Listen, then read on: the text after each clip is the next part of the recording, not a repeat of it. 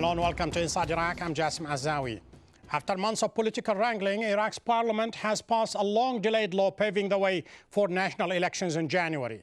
The new law is seen as a crucial test for Iraq as it attempts to emerge from the sectarian carnage.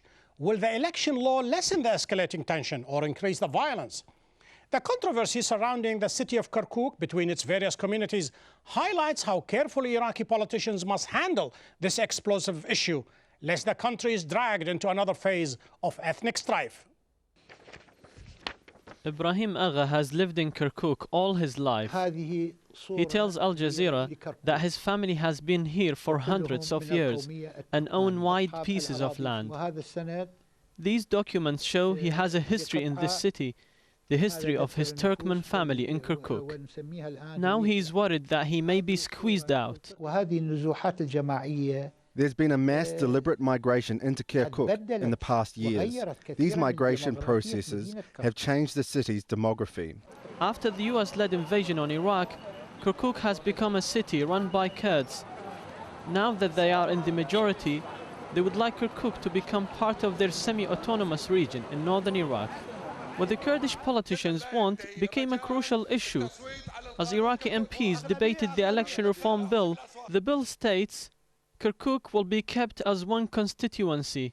The 2009 census will be used as requested by the Kurds, while Turkmen and Arabs' proposal to use the census of 2005 was refused. Arab and Turkmen critics of the bill believe that this is an attempt by Kurdish politicians to ensure a majority in the next year's elections. They say that many of the Kurds on 2009 census are refugees and they should vote in their own constituencies. But Kurdish politicians say they have every right to protect their people. These are the families who were displaced from Kirkuk by the old regime, and now they should return to their original city. They have been deprived of their rights. But Muhammad Ali tells us he and his family fled the violence in the province of Salahuddin to find a safe home in Kirkuk. He says he's been encouraged by Kurdish politicians to settle in Kirkuk and to vote for Kurds. I have been paid $4,000 and promised a piece of land to build a small house. I want to be safe about my family. I will vote for Kurdish alliance if my conditions become better. To discuss the new election law and the struggle over Kirkuk, I'm delighted to welcome from Istanbul, Orhan KETTANEH, a Turkmen activist, and from London, Iraqi author and expert in Iraqi affairs, Mundir Al-Azami, a senior research fellow at King's College in London. And from Beirut, Iraqi MP Firyad Rawandouzi, the spokesman of the Kurdistan bloc in Iraq's parliament. Gentlemen, welcome to Inside Iraq. So finally, the Iraqi parliament has passed this long-delayed law. Many people, they called it a great achievement. Firyad Rawandouzi, this law stipulates we are going to use the open list in comparison with the closed list that was used in 2005. It is going to separate religion from politics by removing the religious symbols. So is it really a good law in comparison with the old law that belongs to the old regime? Actually, the demand of the great Ayatollah Sistani was there. Therefore, the most political blocs in the parliament go for an open list. And I think that this open list will create a little bit change in the political map in Iraqi parliament in the next election. But it's not going to be a great change. By all yardsticks, Orhan KETTANEH, Iraq is far from democracy. The fact that elections are day in, day out, that does not make Iraq a democracy. Far from it. You know, there has to be a culture before that. But since you are an activist representing the Turkmen and their interests, and perhaps people say their plight, how do you look at this election in light of the fact that some Turkmen, they accuse the Kurdish authorities in Kirkuk, they have resettled by force hundreds and thousands of Kurdish Iraqis, either from the north or from even other parts of Iraq, from Salahuddin, for instance? Well, we don't see it as a democracy with full meaning of the word. Because when in 2003, when the invasion removed the old regime, the Turkmens had very high hopes that the justice, democracy, equality, equal participation will show itself finally, and they will have a voice finally in Iraqi politics after being deprived from that right for over 90 years. But the fact is they were surprised with a flood of Kurdish people from other parts of Iraq, especially from the north, and they filled the city. There is no space left in the city, and it was claimed that they are refugees from Kirkuk, and we know in Kirkuk where which areas were demolished, which areas, which people were removed. So the people were surprised by this influx. And now we are faced with doubling number of the constituents. Kirkuk used to be 369,000 in 2004, now it's 800,000, and the Turkmens regard Kirkuk as the cultural center of the Turkmens in Iraq. And the whole Iraqi people know Kirkuk as a Turkmen city. But over the years, by the Ba'athist, racist pressure, lots of Arab people were Orhan, let me give a chance to Faryad to answer that before I go to Mundhir. Make it very short, Faryad.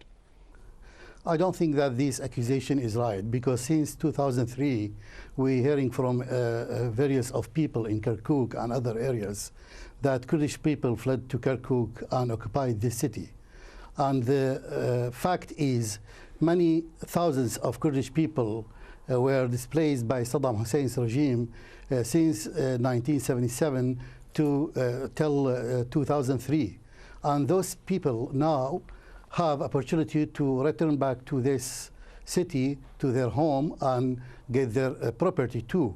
Therefore, we every time hearing this accusation, but except for the fact, Faryad Rawandouzi, and that is the United Nations, the envoy, has cast a great doubt about the numbers that currently live in the city, trying to find out their origin. More importantly, in 2003, in May, in the TALABANI newspaper, which is a Kurdish newspaper, mentioned in an article published at the time that the number of people expelled out of Kirkuk by Saddam Hussein exceeded 16,000, while the extra influx, or Orhan KETTANEH referred to now, runs in the hundreds of thousands. We'll come to that in just a minute. But let me ask Mundhir Al-A'zami. Mundhir, in 2005, a great segment of Iraqi society opted willingly not to vote in that controversial election. And now in 2009, most probably all of them, they will be voting.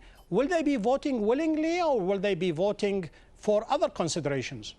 There is two levels in this. One related to the political groups in the green zone and outside the green zone, the so-called red zone. And the other one is in the public, in the street.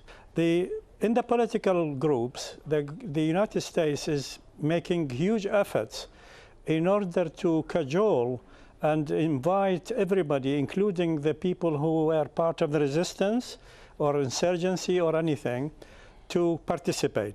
And they're trying to give them guarantees. But there is a great doubt about these guarantees, because a lot of the guarantees which were given before about the Constitution, about other things in the political process, did not materialize. But on the street, this is complication. There are people who actually participated in the 2004, 2005, and the local elections, and they are very disappointed. There is an improvement gradually in the provincial elections, but even then, they were not happy with the maneuvering of the Electoral Commission. On the other hand, the areas which did not vote a great deal in 2005 and not voted at all in 2004, they are thinking that they have been marginalized by not voting, and they are willing to give it a go regardless, because they have nothing to lose. They have been marginalized because so there is they the have fear not that they might receive the short end of the stick by not participating in the political process, and consequently they might have a lot to lose. Orhan KETTANEH, why would you be worried, especially that this political deal that is struck between the various political parties stipulates that if the results of the election in January, especially for Kirkuk, is exceeded by 15% than the last election, there might be going back to the drawing board and find some sort of a compromise? Well, we don't have great faith in reviewing election results, because back in 2005 we had lots of complaints and we gave it to the High Commission. They said they reviewed it and nothing happened. And all these violations, these fraud, these horrible acts done against these people, no results came out. And now they are talking about postponing this problem without solving it. Let's do the elections, and after that we'll form a commission and then we'll review all the issues. The experience tells us that once things are done, deal in Iraq, there is no way to go back. So if we have these elections... So you're extremely cynical and you don't have faith in the words of the Iraqi politicians. How about that, Faryad Rawandouzi? And before you answer, let us just take a recent example. For instance, in the provincial elections that happened just a few months ago, when in Mosul, the election actually reversed the results of the 2005, and it gave the Arabs a majority in the governorate as well as in other parts of the city. And yet, to this day, they cannot exercise their political power. So why should the Turkmen and the Arabs in Kirkuk trust into this deal, knowing full well that there is no honor among the Iraqi politicians to adhere to this, the outcome? I don't know, you might ask them, but in my point of view, they should go forward with the election because it is a good chance to exercise their rights. And I think that Kirkuk is a little bit different from other provinces. And Arab, Turkmen, Kurd, and Christians should coexist in Kirkuk and make a compromise even in running the country. But in the general election, something is different because the general election and the result of this election will not left any impact on the future, political future of Kirkuk. For example, we are now in the parliament 5 members. We have 5 members representing Kirkuk, and others have 4. But these we exercise the majority, but that does mean we are impose any kind of solution. Let me ask, who is ruling the street? Who is holding the security? Who is touring the streets and letting people do what they want? It's the Kurdish Asayish, which is security force. It's the Kurdish militia, armed militia called Peshmerga. They are in every street, every corner, and they are the ones who command the city. So during the elections, we had hundreds of examples that they took away the boxes, the ballot boxes, and they changed it. And next day, all we can see all these completely Turkmen quarters, the votes come completely in the favor of the Kurdish parties.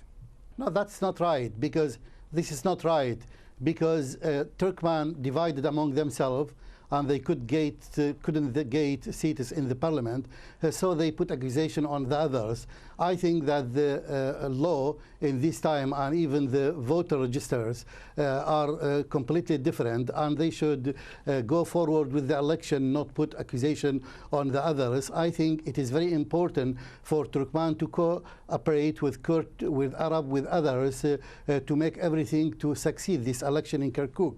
As I said, this election and the result it's not. Excuse me. The Turkmens are not divided. The Turkmens are united. But they don't have chance. They don't have chance. No, this in the is power. not right. They don't have no, chance this in the is not right. There is a huge differences between Shiite Turkmens and even Sunni Turkmens and those linked to Turkey and those linked to Iran and the others. You saying something is not. You can't find it on the ground. No, that's not true. The Shia Turkmens and the Sunni Turkmens are one people, and they don't see any difference between each other. What you say about Shia, Sunni, I don't say they are not the same people. They are, but they are different political parties, and they have different political links to others. Let me bring Mother Al-Adami here, Orhan, by asking him the following. Can I say? Mother, hold on just a second. Let me ask you something. Somehow you cannot help but be sympathetic to the people who were bitten once and they don't want to be bitten twice. What happened in Mosul and what happens to the Constitution. If you remember very well, Article 141 states that before 2007 is out, Iraqi parliament will convene again and will review the entire constitution and amend it according to a political deal. So as we speak right now, politically, constitutionally, Iraq is run without a constitution, isn't it? Yes. That's right. That's exactly right. I mean, the whole process is faulty on several steps. This election is being run on a constitution which should not be there because it should have been revised. So that's the first fault. The whole constitution and the whole election laws so far has been done according to Bremer's laws, which came after illegal occupation. So the whole process is illegal. But the problem is that Iraqis are practical people and they have to feed their children, and these roadblocks, what the Americans are putting in their ways, they have to go through them. They are impelled to go through them, and they do the best they can.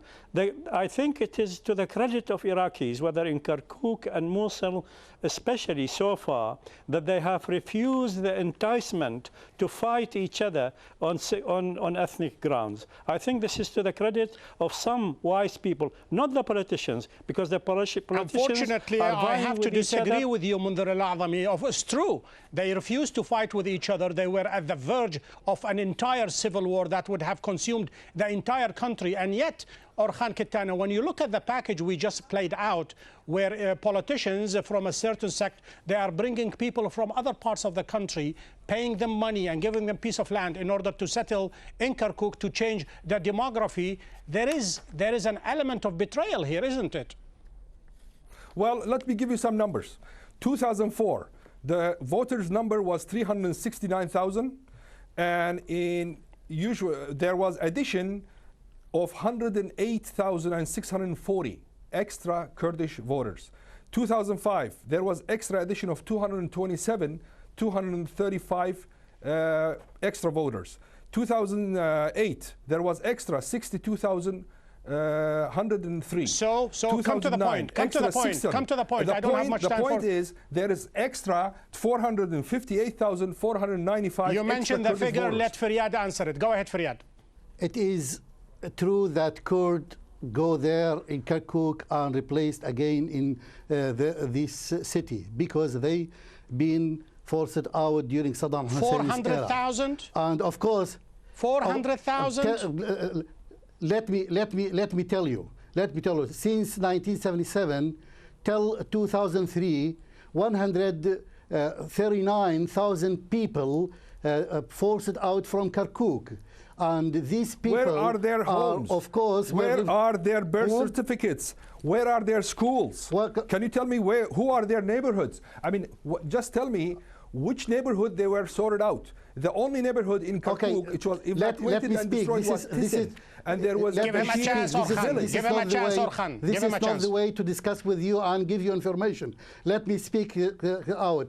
Of course, these people, when returned back to Kirkuk, they have all the identifications that prove they are Kirkukis. They are not. They didn't come from the other planet. And even we set up many committees, including 23rd committee, and they couldn't find out any kind of violation. I don't think that there is no violation. No, there is a violation, but it should be investigated by everyone, by a committee, by a mutual committee. Fine. I'll get a quick comment from Orhan before I go to Mundir. So I don't think that for 6 years they have been investigated. How come they didn't reach any results? Not help Turkmen. Fine, not help Kurd. A quick comment from Orhan. Can you tell me what is their proof that they are from Kirkuk? We know that they were evacuated from Chimchamal, they were evacuated from Kifri, from Qadir Karam, and there's probably some villages nearby Kirkuk, like Shuan. Let them go back to their villages. Let the Iraqi government build their villages. That's fine with us. But don't fill Kirkuk. Are a part of Kirkuk. They divided and linked it to other provinces. You should know that. The administrative. Let me go to Mundir al-A'zami, gentlemen. Let me go to Mundir al-A'zami. Why are you filling Kirkuk? Let me go to Mundir al-A'zami. Mundir, the deal struck between the Iraqi politicians, hold on just a second, stipulates that they are going to compensate the Arabs and the Turkmen 1 seat each. It looks to me as some sort of a bribery, of some sort of a sense of guilt in order for this political deal to go through. They are compensating for something that is perhaps by law is not legal. All of these things are nonsense. In the end, you will have to go back to the census of 1957, which everybody agrees upon and which has the mother tongue of people, and then you start from there. The official statistics of population are there in the country, but of course there are a great deal of manipulation. The main thing, to me, I tell you the truth, to me, this is all one of the many small issues in Iraq. And I don't think we should really fight about Kirkuk or Mosul or everything. We should fight the occupation. We should fight for the liberation of the country and sort our problems between ourselves. I think this is possible. You are taking the global view. You are talking the nationalist view. I thank you for it, Mundir Al-A'zami. Let me ask Faryad Rawandouzi a final question. Many Iraqi politicians as well as observers, they think that the seed of future tension has been sown in this election law. No, you know what? The election law has nothing to do with the tension. I think that the election will go forward without any problem, and there is no tension between Kurd, Turkmen and Arab in Kirkuk, and even between politicians and political parties. I think that this law, despite the observations overread by all the political parties, it is a good start point for making a new face and promoting democracy and making progress on political issues. Orhan KETTANEH, what we heard from you today expresses fear and concern about the future of Kirkuk. Why are you so pessimistic? Yes, well, I am pessimistic because the street is governed by Kurdish people who have one aim, and one aim completely, and which is including Kirkuk in their enclave. We as Turkmens and the Arabs of the area, we refused to be part of that enclave. I mean, they should be happy with their 3 provinces, but this insistence and persistence on Kirkuk is making the Turkmens very nervous. And this fight will continue endlessly if this persistence on Kirkuk continues like this. They are talking about democracy. Well, democracy is a free will. Our free will says we don't want to be in that enclave. We want to be part of Iraq, a united Iraq. Yes. And through our whole history, 1500 years, we have been defending Iraq unity, and we will spend another 1500 years for defending Iraq's unity. Faryad Rawandouzi, Orhan KETTANEH, Mundir Al-A'zami, gentlemen, thank you for being guests on Inside Iraq. Thank you. Thank you very much.